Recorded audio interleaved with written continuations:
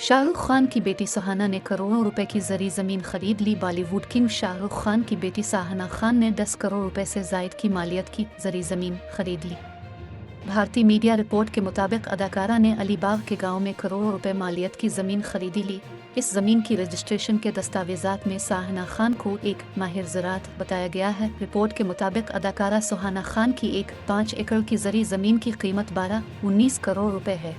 ये property डीजावो farm private limited के नाम पर रजिस्टर्ड कराई गई है। दिलचस्प बात यह है कि थलगांव अलीबाग से 12 मिनट की ड्राइवर पर वाक़ है। थलगांव में शाहरुख खान की समंदर की तरफ एक स्विमिंग पूल और हेलीकॉप्टर के साथ एक प्रॉपर्टी है।